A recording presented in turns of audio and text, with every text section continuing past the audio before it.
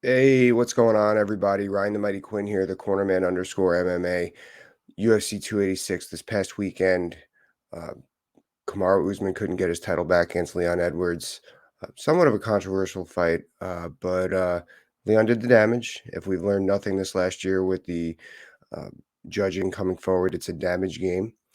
And so we're going forward. And Dana White announces Colby Covington, who his last fight was last February, won against George Masvidal. At the time was ranked sixth or seventh in the world, and he was the alternate weigh-in for this fight, which kind of gives him a push. I guess they're alluding to with everything. But I think he's rightfully the number one contender anyway. Regardless of that, I was just trying to bring up the alternate weigh-in thing. But so Dana White announces that Colby Covington's the number one contender, and it got me thinking about something. Thinking about, I like to throw gym stories around from when I was at American Top Team here. I like to in the wrestling world they say shoots. I'd like to talk about like shoots.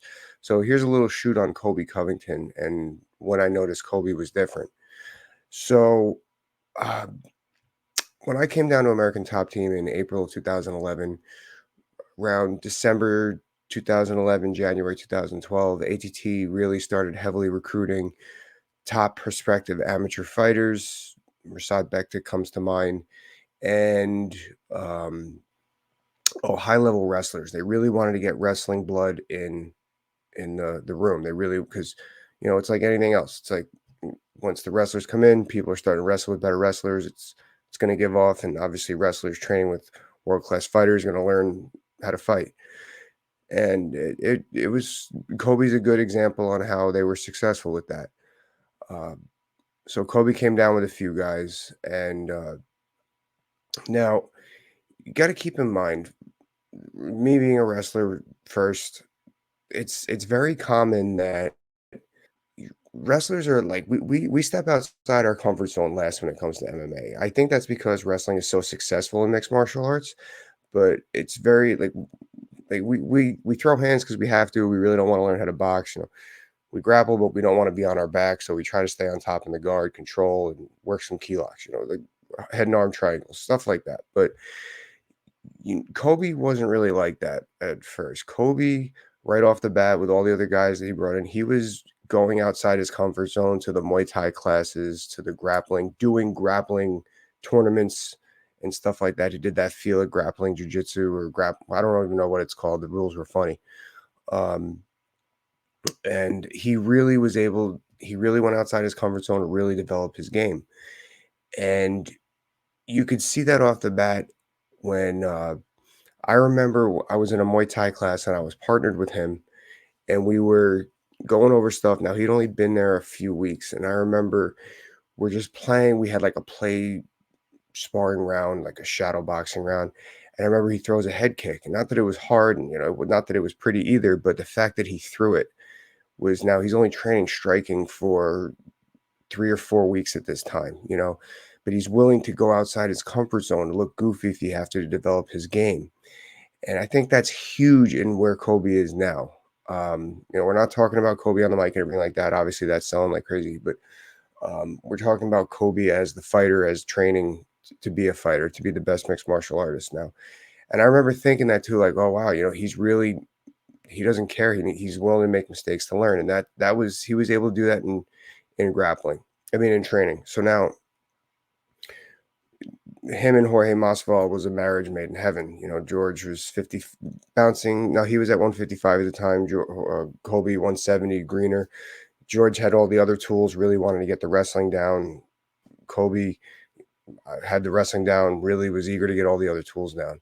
So then I remember, George hooked up Kobe with his boxing coach. Kobe learned how to throw hands, and then that was it.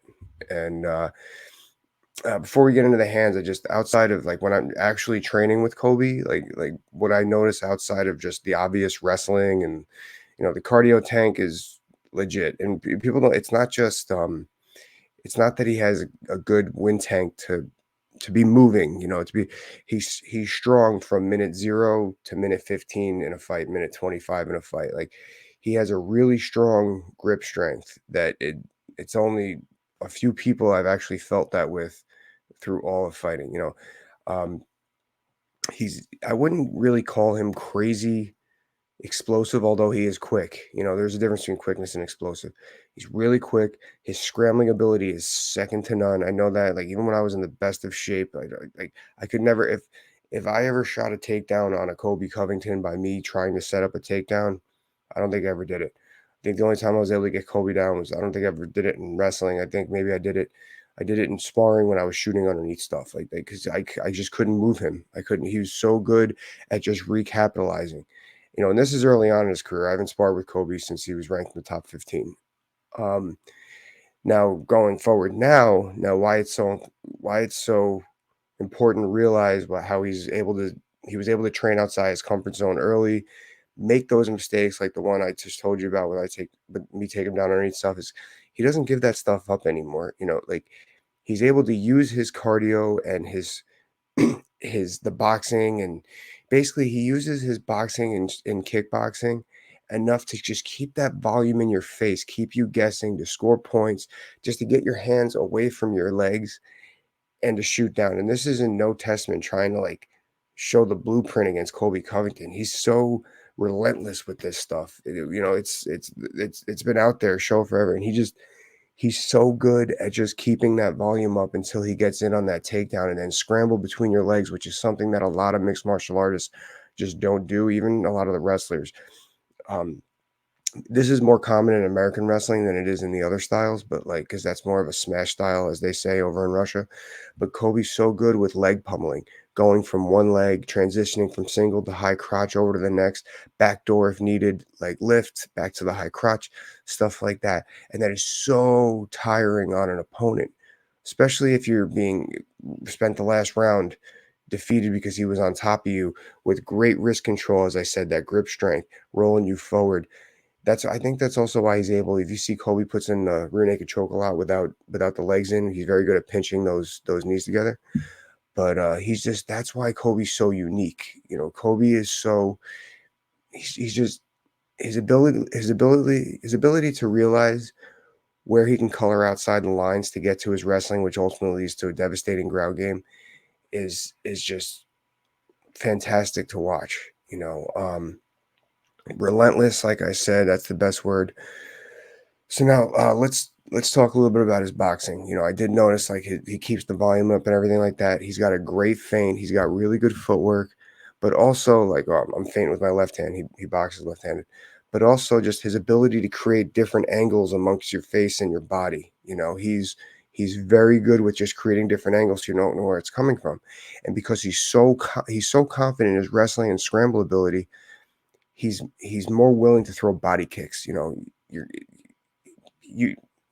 have a hard you're gonna have a really hard time eating a body kick to grab a single leg or high crotch on a Colby Covington to scramble to try and get a takedown off of the leg kick. I know that I talk about this on that channel a lot with people avoiding that. Colby's a rare exception. He's gonna butt scoot to a switch or something on you, and that's what I noticed with Colby Covington from what I know. Like just seeing how he was willing to color outside the lines early, which is uh, he's come up to being one of the best welterweights in the world now, and his ability to just keep that fierce, that blitzkrieg style of fighting on you, where he's just going to be pressure, pressure, wrestling pressure, boxing pressure, grappling and ground wrestling pressure. That's why he's such a rare exception to a lot of the rules. He's got good head movement too. It's hard to like throw like I know like when he fought Tyron Woodley, Tyron, you know if you throw a big bomb like Tyron likes to throw, Kobe can shoot under it.